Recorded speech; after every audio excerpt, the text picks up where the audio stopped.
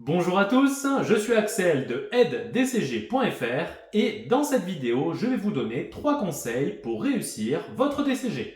Mais tout d'abord, si vous souhaitez recevoir quelques exemples de fiches de révision sur le DCG ainsi que des conseils pour réussir vos épreuves de DCG, donc je vous donne des conseils pour chaque épreuve, il y a un lien dans la description, vous n'avez qu'à cliquer, saisir votre email et vous recevrez tout ce contenu gratuitement par email.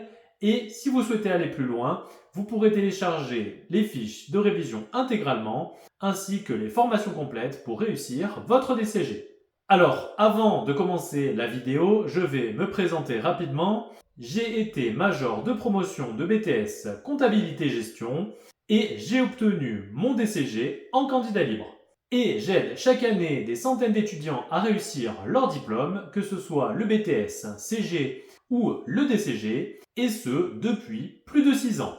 On peut maintenant commencer la vidéo. Premier conseil, travailler tout au long de l'année. En effet, le DCG est un diplôme avec un programme volumineux et difficile, et donc il faut travailler dès le début pour ne pas se laisser dépasser par la charge de travail. Et pour y parvenir, il faut s'organiser. Et pour s'organiser, il faut faire un planning. Alors, on associe souvent un planning avec une surcharge de travail et du coup peu de temps pour les loisirs, mais justement c'est l'inverse. En organisant au mieux ses révisions, on n'aura pas besoin de faire des gros rushs à l'approche des épreuves, puisqu'on aura lissé le travail tout au long de l'année, et les périodes de révision, ce sera uniquement faire des sujets d'examen pour se remémorer un peu le cours et relire ses fiches de révision. Il faut garder en tête qu'il vaut mieux travailler peu mais souvent plutôt que de faire de grosses sessions de révision de manière ponctuelle, sessions qui risquent de vous dégoûter des révisions. Et en plus, au niveau de la mémoire et de l'apprentissage, en révisant un peu tout au long de l'année, on optimise ses résultats. L'idée, c'est de trouver la bonne dose de travail pour avancer suffisamment le programme tout en ayant du temps à consacrer à ses loisirs afin de pouvoir tenir un programme de révision sur la durée. Il faut bien comprendre que les phases de rush intense, c'est uniquement pour les grosses périodes de révision avant les examens. Mais ces périodes de révision intense doivent être l'aboutissement d'un travail tout au long de l'année et ne doivent être en aucun cas les seules périodes de révision. Et ces périodes ne doivent pas s'étaler sur le temps, puisqu'il est impossible de tenir une cadence élevée de travail sur une longue période. Donc ces périodes de révision intense, elles sont uniquement sur 2-3 semaines avant les épreuves. Et elles ne sont pas du tout bâties de la même façon que les périodes de révision tout au long de l'année. Tout au long de l'année, on va découper le programme, faire ses fiches de révision, s'entraîner un petit peu sur les exercices, cas et sujets d'examen. Et vraiment, lorsqu'on entame des périodes de révision, il faut que les fiches de révision soient faites afin de pouvoir réviser rapidement dessus pour relire son cours. Et surtout, ces périodes-là, elles doivent être consacrées à faire des sujets d'examen pour les matières techniques et réviser son cours pour les matières théoriques.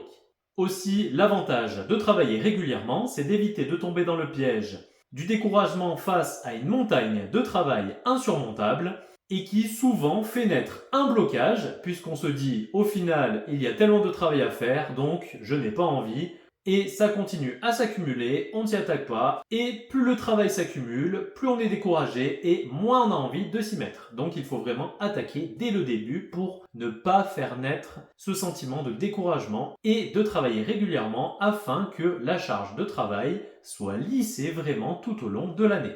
Ça, c'est vraiment la clé du succès à long terme.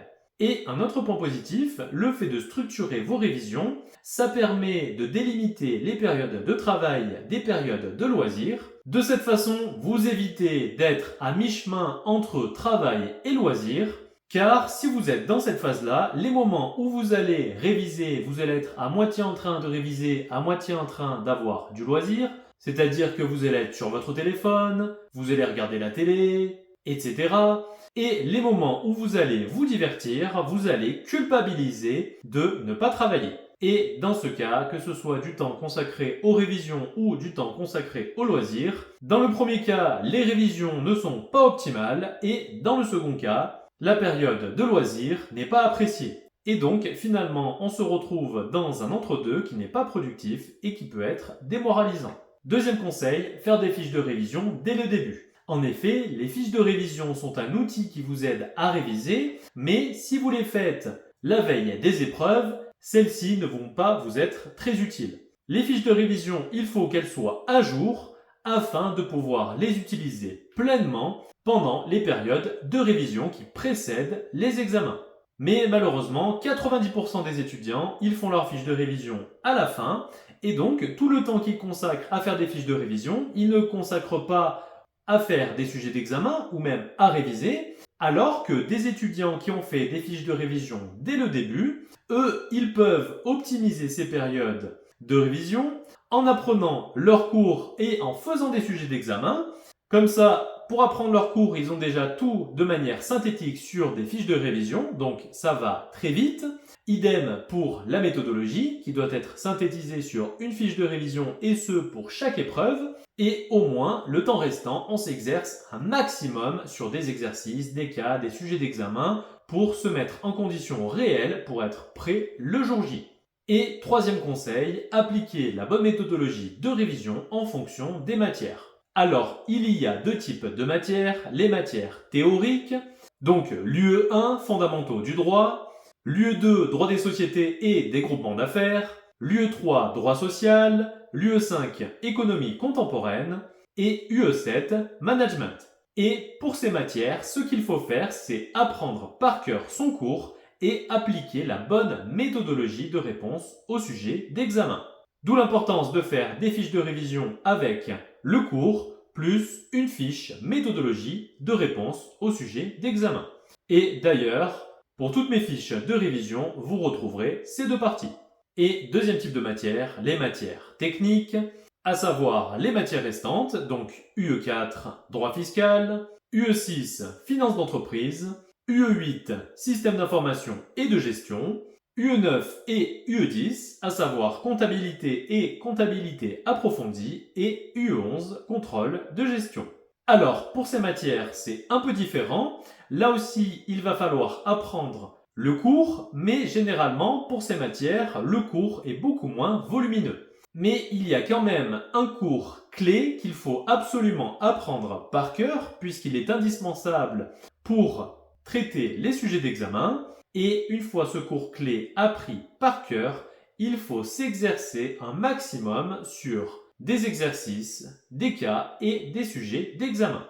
Et d'ailleurs, dans ma formation Diplôme réussi, je vous montre comment faire pour réviser efficacement sur les sujets d'examen. Et je pense vraiment que c'est ce point clé qui m'a permis d'être major de promotion de BTS-CG et de réussir facilement mon DCG en candidat libre sans avoir dû travailler énormément. Donc voilà pour cette vidéo sur mes 3 conseils pour réussir votre DCG. Je me répète, si vous souhaitez recevoir quelques exemples de fiches de révision ainsi que des conseils pour réussir vos épreuves de DCG, il y a un lien dans la description, vous n'avez qu'à cliquer, saisir votre email et vous recevrez tout ce contenu gratuitement par email. J'espère en tout cas que cette vidéo vous sera utile, je vous souhaite vraiment de réussir votre DCG et je vous dis à la prochaine.